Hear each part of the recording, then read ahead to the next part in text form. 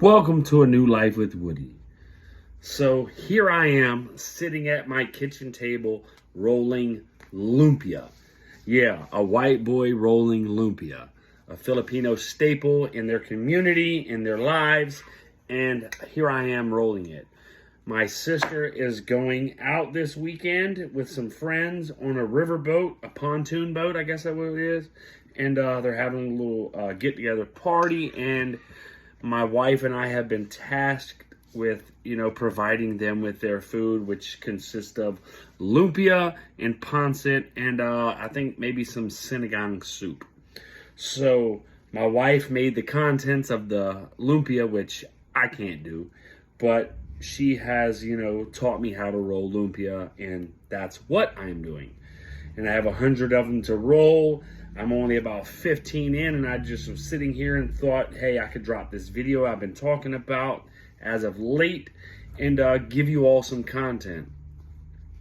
So go ahead and hit that like button, hit the subscribe button for me if you would, and drop me some comments and tell me what y'all think about this video, especially about me rolling this lumpia, because, true indeed, my wife is way better than me, but I think I got it down pat, man. I got this lumpia rolling skills down pat, But it is what it is. I enjoy what I do to help my wife and especially help family, because that's what we're here for. But at the end of the day, I'm going to give you all some content, prison stories about, something that's kind of messed up. And I don't condone what happened. But at the end of the day, it is what it is. It happened, and it should have happened. So I'll never forget, I was at a place called Columbia CI. And, in prison, you don't talk to the police. You just don't talk to them. But sometimes you run across those who do favors for you, who may be beneficial to the inmate population, or, as we say, do their 8 and hit the gate. So I was a laundryman at this time, and I'm not going to say the officer's name, but at that time, his daughter was being babysit by this girl, and evidently the girl's boyfriend molested this little girl. So he came in, he had a chip on his shoulder, and, we talked. And come to find out, that's what happened. So dude's sitting in jail for molestation charges for touching his little daughter. Piece of shit. So he's just got this, chip on his shoulder, like, he's hating all sex offenders. I'm saying, it is what it is. He should hate them, because I ain't gonna say that I hate them, but I hate them. Hate's a strong word, and, at the end of the day, they got to seek their judgment from God. But, so he was like, man, now I feel real disgusted about these sex offenders, walking around here. And so he came back to work a few days later, and he was like, look, man, he said, what's the chances you can go handle some business for me? I said, what you mean? He says, I got a whole list of all the sex offenders on both sides of this dorm. I was like, huh? He's like, yeah, I ran every one of y'all's name and number on the DOC website and found out what y'all were in prison for. And I got each and every one of y'all's charges. He said, but I weeded out the chomo charges and sex charges versus everybody else's, and I got a list. I said, yeah. I said, what you want to do? He says, well, my partner goes on break. He say, I might be monitoring one side and something goes down on the other. So I was like, I said, I get you. I said, with all due respect, I'm waiting on an interstate compact to the state of Virginia, and how I would love to facilitate you, to help you in your endeavor. I got to sit out on this one. But I got some homeboys that got a 99, 98, 99, 99 release date that sure would. But what you talking about? He say, I got a zip. Everybody know what a zip is. Ounce of that dank. And he says, I don't want y'all to kill him. I don't want y'all to, you know what I'm saying, do what y'all got to do. But I want y'all to let them know that they pieces of shit and they deserve what they get. So I talked to some of my homies and let them know what the situation was. And they were all down for it. You know, shit, they can get their wreck off and not get in trouble and do what they got to do and get something out the deal. These dudes is crazy. So we, formulated a plan. And, I was in on the plan, but not in the reindeer games per se. Excuse me for a second. That's a pretty lumpia. What'd you think about that? That's a pretty lumpia. Baby girl, you taught me well. So it went down on a Saturday. Saturdays is like visitation days. It's real quiet. There's no administration there. And, things pretty much, run smoothly and like nobody moves out the dorm. Everything's, stuck in the dorm except going to rec call, maybe a commissary call. But at the end of the day, everybody's pretty much in there waiting on VIs or just sitting in the dorm because you have no appointments, no school, no work, nothing. So, oh boy, the CO gives a signal. Now, everybody done got all the bunk numbers they needed to have to find the people that they need to go talk to. Now, once again, I don't condone what happened. Not gonna do it. But should it have happened? I mean, it happened. So the laundry door pops open, and about 5 guys go to the other side. So miraculously, the officer comes out of the booth and goes on our side and does locker searches. I'm in an open bay dorm. So he's over there doing locker searches for about 30 minutes. Why? Some of these guys on the other side handling business. Now, when I tell you they handle business, they handle business. So I could see from the laundry room where I worked, looking out in there, they snatching dudes off top. Bunks, they slamming them down. They beating them down to the floor, stomping on them, putting the Brogan marks on their face. They doing what they got to do. So they all just finish doing what they have to do, and they come back through the laundry room. Now, I don't know what they doing. So they go back on the other side. About 30 minutes later, the door pops to the other side. They go back in the other side, on my side, and start handling business and start putting boots to people, snatching them off bunks, and just doing the whatever to them. And at the end of the day, some of the inmates had to have, medical, treatment for, them falling off the bunks. But nobody said nothing. There wasn't no cameras back in the dorms back in that time. So it's whatever, and whatever. But ain't nobody go, let the office ain't let the people on the other side. How'd they get on the other side? They don't know these guys. So they was able to get on the other side and do their business and get back on the other sides and, do what they had to do. And, there's a big talk on the compound about that. But at the end of the day, once again, I don't condone what happened, but it happened. And I guess it should have happened. And it did. And they, got their just due for what they done for their charges, I guess you could say. And, being a chomo, sex offender, y'all the dregs of society inside of prison, man. I don't much fuck with you. I ain't gonna talk to you like that. I ain't got no business talking to you, And it is what it is. So that's my story upon that situation. So I got another one where, it's kind of messed up too as well. But I was at Lake Seat this time, and I'm in my dorm. So, excuse me, I burped up some lumpia. I ate some lumpia earlier. I see everybody gathering at the front of the doors, and I'm like, what's going on out over there in the other pod?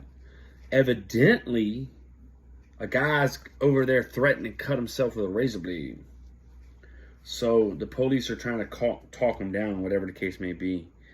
And dude slices his friggin' arm. Whap, whap, whap. About 3-5 times, man. And he's just leaking blood out the crook of his arm. I'll never forget it. He's standing on the benches in the day room, and blood's just squirting everywhere. Now, the police ain't fitting to touch him. They ain't fitting to. That's just what Florida prison system does. They're not going to touch you if you're bleeding out. So they get on the radio and call medical. Medical's off at another dorm for another emergency, quote unquote, and take their sweet, jolly time getting down there. And I watched this dude from my pod through the day room windows just bleed out on the benches. And he died right there on that little bench. And that right there provoked, some real serious stuff in the state of Florida as far as mental health, trauma incidences, to take it seriously. After that, if you declared a psych emergency, they would turn you around, put you in handcuffs, and take you to medical ASAP because you had to get treated for your mental crisis at that moment. I'm going to take you on a little happier note. This is kind of funny. I had a homeboy. He had just gotten to the prison. I had been at another prison with him. His name was Andrew Agizi. Andrew is funny as, I think he was like from Fort Lauderdale, somewhere down in South Florida. But dude is funny as all get out. We used to sit around, smoke feezies together, and just laugh all day long. So when you get to a prison in Florida, you know what I'm saying, you got to go through the little classification and all that stuff like that, and then you go for your job assignment. Now, in Florida prison system, the kitchen is not where you want to be. People just don't want to work the kitchen. And he was like, man, I want to get a houseman job, blah, blah, blah, blah, blah, blah. I'm not going to work in no kitchen, da, da, da. And 9 times out of 10, if you ain't got no medical issue, or you ain't got some kind of trade to put you on like the maintenance department or something like that, you going on the lawn crew to go push a Flintstone lawnmower, or you're going to go into the damn kitchen washing pots and pans to start out with. So I never forget it. He come back. He's all pissed. I'm like, what's up, bro? He's like, man, they put me in the kitchen. Now, if you work in Florida, you go into the hole for 60-180, meaning 60 days of confinement, loss of 180 days good time. And so he has no other choice but to go to work in the kitchen. But he's pissed. So I remember his first day at work. He come back. He's fucking drenched from head to toe. I'm like, what happened, bro? He's like, man, been in a damn dish room, washing dishes. I'm soaked. You know what I'm saying? I hate it. I hate it. I got to get the fuck out of there. Da, da, da, da, da. So I was like, well, you got to have to do something to get up out of there, man, just to get you up out of there. You know what I'm saying? Get caught stealing, go to the hole. You get caught stealing, you go to the hole for like 15 days, get out. And he's like, man, I ain't trying to lose no good time, blah, blah, blah, blah, blah, blah. So he goes to work. So about midway through his shift, he comes back. He's smiling ear to ear. I'm like, what's wrong? What's up, man? He say, man, fuck that kitchen. I ain't got to work no more. I'm like, bro, what happened, man? He's like, shit. I just, you know what I'm saying? I was working in the dish room and they called me to go serve on the line because they were short of people. I was like, so you had to go serve food on the line? He's like, yeah. So as he was on the line, he starts reaching down in the food with his bare hands, just squeezing the you know what I mean, the food in his hand on the line. So the kitchen supervisor sees him and is like, what the hell are you doing, bro? He's like, man, it's brains, man, it's brains. So he's like, what do you mean? He's like, man, it's mushed up brains. This ain't food. So they call the people, you know what I'm saying? The people come down there. The people meaning the police. So they come check out the situation, what's going on. So the regular officer calls the sarge calls the captain, who's the OIC, meaning officer in charge on the whole compound at that time, you know? And he comes down there, it's the captain. And he said him and the captain get to talking, right? So he tell the captain what he was seeing is that like all the food is like brains and stuff. And he just felt compelled to like squeeze them and, you know, like mush them up. He didn't like it. And, but, so Andrew, he said he stopped in mid-sentence and said, well, who are you? He says, well, sir, I'm the captain. He goes, motherfucker, we ain't on no boat. The captain looked at the other officer after he told him the story about the brains and told him that. He said, get his ass up out the kitchen. He ain't working in there no more. And that was my homeboy Andrew Geezy's last day in the kitchen. He was on the yard crew pushing a little Flintstone for about 20 minutes a day and loving life because he can go out in the rec yard and hang out. But those are some of the couple stories that I wanted to tell today. I have some other ones, but before I talk about them, I want to get permission from a couple of my homies who are still locked up, just out of respect for them. Y'all got to understand that. I just don't talk about something to talk about it unless I get, you know, their permission, or if it's about another situation that I really don't give a crap about, I'm going to talk about it. But once again, that is beautiful lumpia. If you don't know how to roll lumpia, I'm going to tell y'all how to do it right now.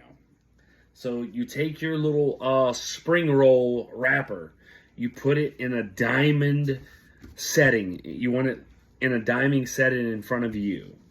Okay, about 2 inches up from the bottom point, you want to take maybe 3/4 of a teaspoon of the filling like this.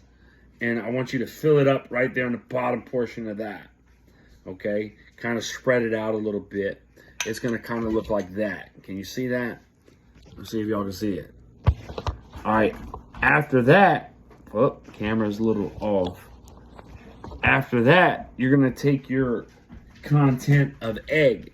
You know, you just whip up an egg and you put it around 3 of the sides, not the bottom sides, just this right here. 1, 2, and then once in the middle, like that, just like that. And she's tearing up something over there. I think it's her bone. And you rolled it up like that. You take the sides and you kind of fold them a little bit like that. It'll look like an envelope once you're kind of like done with it. You know, kind of just like that. And I'll show y'all. It's going to kind of look like that. Once it looks like that, you're going to take it just like you would a blunt. Kind of pinch it down to the bottom on the table and kind of like pinch it and roll it a little tight and roll it up and roll it up and roll it, pull it back and roll it some more. And you got a perfect lumpia. Now, mind you, the excess gap, once it fries, it's going to shrink in. So it's going to be about that big.